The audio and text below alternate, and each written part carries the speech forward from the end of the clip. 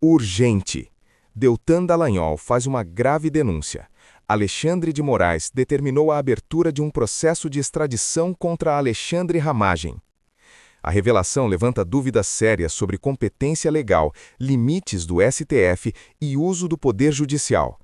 O caso pode gerar repercussão internacional e acirrar ainda mais a crise política no Brasil. Assista até o fim e entenda o que realmente está por trás dessa decisão explosiva. Curta, se inscreva e compartilhe agora. Alexandre de Moraes vai para cima de Ramagem lá nos Estados Unidos depois da Magnitsky cair. Com a queda da Magnitsky, o Moraes tá mais forte do que nunca. E agora ele foi para cima do Ramagem lá nos Estados Unidos. Será que ele vai conseguir pegar o Ramagem? Será que Trump vai ajudar agora que o Trump virou aliado do Lula? E eu vou te mostrar algo absurdo, que eu me emocionei ao ver. O depoimento da esposa do Ramagem sobre como ela está sendo perseguida pelo Moraes, mesmo sem ser investigada.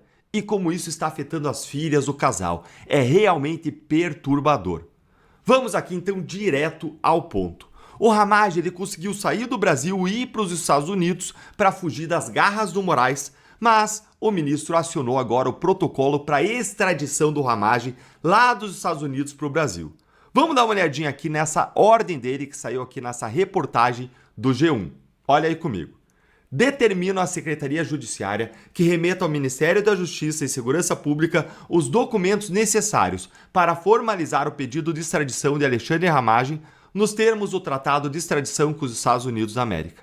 Então, agora o STF vai enviar um pedido de extradição, os documentos para o Ministério da Justiça, que vai analisar os documentos e vai enviar o pedido de extradição para os Estados Unidos com base no Tratado de Extradição entre Brasil e Estados Unidos. Depois, esse pedido é enviado ao Ministério das Relações Exteriores, que vai formalizar então esse pedido de extradição pela via diplomática ao governo dos Estados Unidos. Então, sai do STF, vai para o Ministério da Justiça, vai para o Ministério das Relações Exteriores e dali para os Estados Unidos. Só que o Ramagem já contava com isso. E ele já tinha até desafiado o ministro Alexandre de Moraes a fazer o pedido. Será que o Ramagem tem alguma carta na manga? Vejam que ele desafiou Moraes no dia 30 de novembro. Olha aqui a data da matéria, 30 de novembro. Antes de os Estados Unidos tirarem a Magnitsky do Moraes. Mas depois que a Magnitsky caiu, será que mudou alguma coisa? Será que agora o Trump vai ajudar o Moraes a extraditar o Ramagem? Enquanto eu respondo isso para você, eu quero pedir para você sentar o dedo no like, para você se inscrever no canal e ativar o sininho para não perder os novos conteúdos. E se você quer apoiar de forma mais intensa o nosso trabalho, torne-se membro aqui do canal e você ainda vai ter acesso a conteúdos exclusivos e prioridade na resposta aos seus comentários. Então, gente, será que o pedido do Moraes agora ele vai dar certo? Vocês lembram do caso do Alan dos Santos? O Moraes fez o pedido, moveu o mundo, mas não deu em absolutamente nada. E os Estados Unidos negaram a prisão e a extradição do jornalista ao Brasil. Isso porque os Estados Unidos, eles extraditam alguém para o Brasil se baseando lá num tratado de 1965 que prevê uma lista de crimes passíveis de extradição. Isso pode influenciar e determinar o rumo decisivamente do pedido de extradição do Ramagem. É o que disse o Vladimir Aras, que é professor de Direito Internacional, com quem eu tive a honra de trabalhar na Lava Jato, antes também no caso Banestado. Dá uma olhadinha aqui comigo no que ele disse nessa matéria do Globo. Para Vladimir Aras, professor de Direito Internacional da UNB, Universidade de Brasília, a extradição é difícil de ocorrer no caso de Ramagem. Isso porque os Estados Unidos só extraditam com base em uma lista de crimes, que consta em um tratado de 1965. A lista inclui tipos penais como homicídio, estupro e rapto. Já com a maioria dos outros países, os tratados não trazem crimes específicos, mas sim as penas deles. Então não, gente, o Moraes ele não deve conseguir extradição. Só que, talvez sabendo disso, o Moraes não se contentou em perseguir apenas os seus adversários políticos, mas avançou sobre a família do Ramagem. Não vai deixar o Ramagem em paz, foi para cima da família. E eu quero te lembrar que ele mesmo, Alexandre de Moraes, ele criticava duramente o ataque às famílias das pessoas envolvidas na briga política. Lembra comigo aqui disso nesse vídeo aqui, ó. Lembra disso aqui, ó.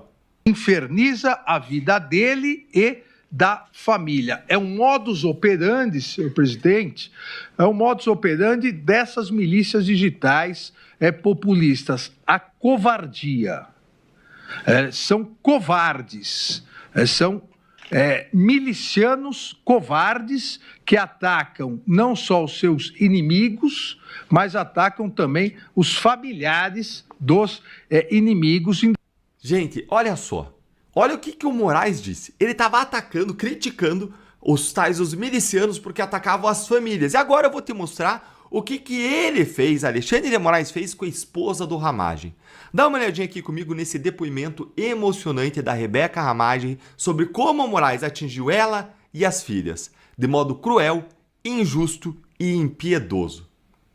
Eu sou servidora pública desde os 23 anos de idade. Exerci o cargo de delegada de Polícia Civil em Roraima por 12 anos. Depois passei em outros concursos, sempre com muito estudo. Hoje eu sou procuradora do Estado. Tenho minha independência em razão de muito esforço e trabalho. Quando eu conheci o Alexandre, eu já era delegada de polícia. Agora eu fui surpreendida com o bloqueio de todas as minhas contas bancárias. Não há palavras para descrever tamanho absurdo.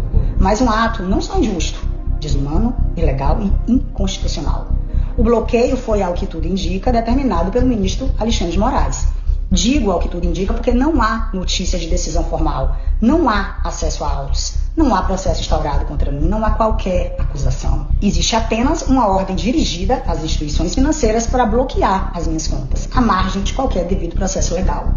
Vivemos assim um cenário de exceção, em que direitos fundamentais deixam de existir. Não sou investigada, não sou acusada, não sou ré em processo algum. A única razão aparente para tal medida é o fato de estar nos Estados Unidos com a minha família. Eu sou casada com regime de separação total de bens. Tenho minha absoluta independência financeira. Todos os meus recursos conseguidos ao longo de uma vida representam trabalho, esforço e o compromisso que sempre tive com o serviço público. Tudo está sendo retirado de mim. É com esse dinheiro que eu garanto o básico. Que surreal. Para as minhas filhas. O básico para as filhas. Gente, que surreal. Eu até ia mostrar um trecho menor para vocês, mas eu preferi avançar para vocês verem o drama familiar que ela está sofrendo de forma injusta. Separação total de bens, não é investigada, não tinha nada que Alexandre de Moraes ir para cima dela. Se você não fica com o seu coração apertado ao ver isso, ao imaginar famílias, filhas sofrendo gratuitamente, injustamente, você precisa desempedrar o seu coração. É impossível não ficar indignado com essa injustiça. Ué, ministro? Na hora de você falar dos seus adversários, aí você é tigrão, dizendo que eles são covardes por atacar as famílias dos outros. Mas aí você bloqueia todas as contas da mulher do Ramagem que não tem nada a ver com a história. Que é casada em regime de separação total de bens e as filhas do Ramagem, elas vão comer como? A gente manda a conta pra você? Ai, que absurdo! Talvez se ela tivesse um contrato aí de 129 milhões de reais com o Banco Mar. Agora, vamos aprofundar esse assunto, porque o que está em jogo aqui é muito maior do que um nome ou um processo específico. Quando Deltan Dallagnol afirma que Alexandre de Moraes determinou um processo de extradição contra Alexandre Ramagem, a primeira pergunta que surge é: quem pode, de fato, iniciar esse tipo de procedimento dentro do ordenamento jurídico brasileiro? A extradição envolve relações diplomáticas, tratados internacionais e competência do Poder Executivo, especialmente do Ministério da Justiça e do Itamaraty. O STF atua como instância julgadora, mas não como protagonista político ou articulador internacional. E é exatamente aí que nasce a controvérsia. Se um ministro do Supremo ultrapassa essa linha, o problema deixa de ser jurídico e passa a ser institucional. Isso cria um precedente perigoso, onde decisões judiciais começam a interferir diretamente em temas de soberania nacional e política externa. Além disso, o caso acontece em um momento de tensão extrema entre judiciário, legislativo e setores da sociedade. Qualquer movimento fora do rito legal alimenta a percepção de perseguição política, algo que enfraquece a credibilidade das instituições. Outro ponto importante: extradições não são automáticas, nem simples. Elas dependem de provas robustas, tipificação clara do crime e, principalmente, vontade política do país solicitado. Sem isso, o processo pode virar apenas um gesto simbólico, ou pior, uma crise diplomática desnecessária. Por isso, essa denúncia precisa ser analisada com seriedade, transparência e debate público. O silêncio institucional só aumenta a desconfiança.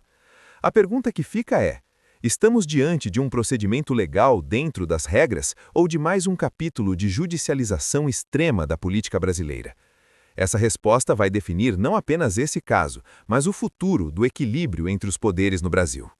Se esse conteúdo abriu seus olhos, curta o vídeo, se inscreva e compartilhe com quem precisa saber disso.